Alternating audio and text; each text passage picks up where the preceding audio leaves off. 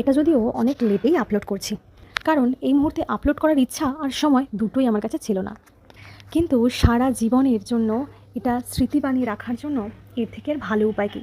তাই এত চাপের মধ্যেও, এত প্রেশারের মধ্যেও এটাকে আমি আপলোড করলাম।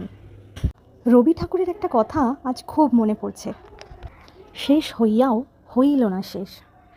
ইউনিভার্সিটিতে আর হাতে গোনা কয়েকটা দিন। এই হাওড়া ব্রিজের নাকি একটা রহস্য আছে। যখন আমি এটা নিয়ে ডকুমেন্টারি বানাতে এসেছিলাম, তখন রিসার্চ ওয়ার্কে আমি এটা বহুবারই শুনেছি। বড় বড় জাহাজের হাওড়া ব্রিজের এপার ওপার করার জন্য ব্রিটিশরা নাকি হাওড়া ব্রিজকে দুভাগে ভাগ করে গেছে। এই ব্রিজটা নাকি বড় বড় জাহাজের এদিক ওদিক করার জন্য খোলার ব্যবস্থা করা হয়েছিল, কিন্তু আমি জানি না এটা আদৌ সত্যি কথা কিনা। আচ্ছা, তোমরা যারা আমার ভিডিও দেখো তারা কি আমাকে এই জিনিসটার বিষয়ে জানাতে পারো যে এর আসল তথ্য কী? যখন যখন আমি ইউনিভার্সিটিতে যাই, ব্যস্ততায় ভরা এই রাস্তাগুলোর দিকে তাকিয়ে থাকি। সত্যি মানুষ নিজের কাজ নিয়ে কতটাই ব্যস্ত হয়ে পড়েছে যে তার জীবনের ছোট ছোট সময়গুলোও সে উপভোগ করতে পারে না। আগের দিন রাত্রে বসে বসে ভাবছিলাম, আর হয়তো ক্লাস সূত্রে কখনো ইউনিভার্সিটি যাওয়া হবে না। ভাবতে ভাবতেই যখন ফোনে আলো জ্বলে উঠল, ভাবলাম হয়তো শেষ বিদায়টা এখানেই জানিয়ে দেবেন স্যার। তারপর দেখলাম তিনি লিখেছেন, ক্লাস আছে তোমাদের, কাল যেন অবশ্যই আসবে। তাই আজ একটু তাড়াতাড়ি কলেজের উদ্দেশ্যে বেরিয়েছিলাম, কারণ ইউনিভার্সিটিটা একবার ঘুরে দেখব বলে। জানো, এই 2 বছর ধরে বারবার চেষ্টা করেও কখনোই টিচারের আগে আমি ক্লাসে পৌঁছাতে পারতাম না। তবে এই প্রথমবার যেন অনেক তাড়াতাড়ি চলে এলাম। হয়তো একেই বলে শেষ বেলার টান। এই যে এই দেওয়ালটার একদম ওপরের দিকে যে কালো ফ্রেমের ব্ল্যাকবোর্ড আছে, ওখানে আমাদের প্রত্যেকের ইন্টার্নশিপের ছবি আছে। এই দেওয়ালটাকে এইভাবে সাজিয়ে তুলতে কতগুলো যে সময় লেগেছে, কতগুলো যে মুহূর্ত লেগেছে, তা হয়তো গুণে শেষ করা যাবে না। এই ক্লাসরুমটা সত্যি অনেক সুন্দর, তাই না? আজ ক্লাস অনেক তাড়াতাড়ি হয়ে গেছে, আজ তাই তাড়াতাড়ি বেরিয়ে পড়লাম।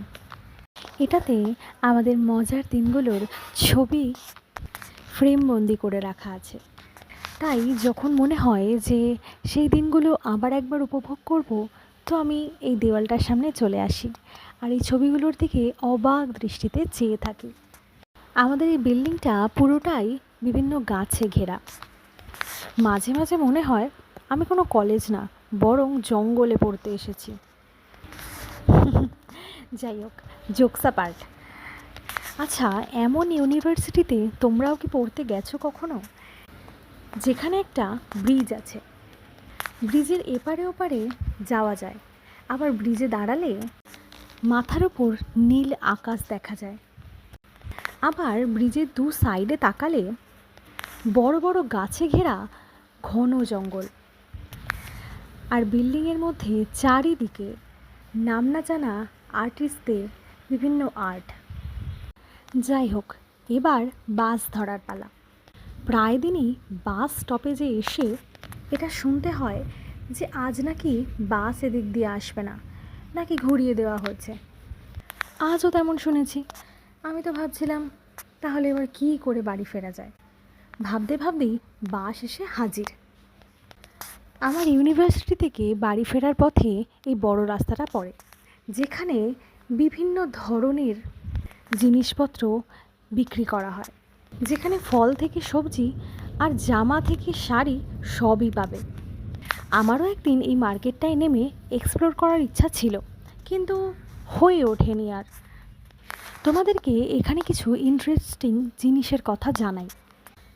আচ্ছা, তোমরা যখন মার্কেটে গেছো তখন ভুট্টা কীভাবে বিক্রি করতে দেখেছো? নিশ্চয়ই গোটা বা পুড়িয়ে দেওয়া।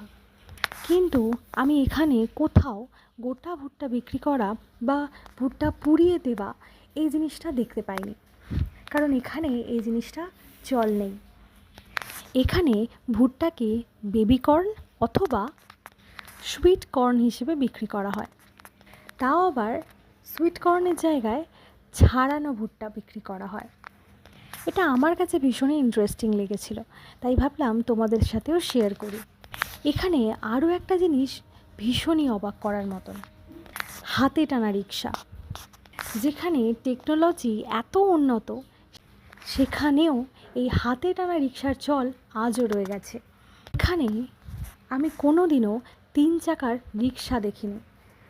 যখনই দেখেছি এই কাঠের চাকার তৈরি হাতে টানা রিক্সা, এখানে এসে সত্যি এটা বলতেই হয় যে কলকাতা আজও তার ঐতিহ্যকে আঁকড়ে ধরে আছে। সব কিছুটা স্মৃতি হয়ে যায়নি এখনও। এখানে ট্রাম লাইনও আছে, কিন্তু তার উপর দিয়ে চলে বাস, অটো, বাইক। ট্রাম চলে না তার উপর দিয়ে। এখানকার পুলিশেরাও আজও ব্রিটিশদের মতন শাসকী পোশাক পরে। সত্যিই মনে হয় যেন ব্রিটিশ পাড়ায় ঘুরতে এসেছি। প্রায় 2 ঘন্টা জ্যাম ঠেলে অবশেষে আমি হাওড়া ব্রিজে পৌঁছালাম। তোমরা চাইলে আগামী দিনে আমি কলকাতার এরকম আরও উদ্ভট কথা তোমাদের সাথে শেয়ার করতে পারি। দেখা হচ্ছে পরের ভিডিওতে। ততক্ষণ পর্যন্ত stay tune with the living author. আর হ্যাঁ, সাবস্ক্রাইব করে দিয়ে যেতে ভুলো না কিন্তু।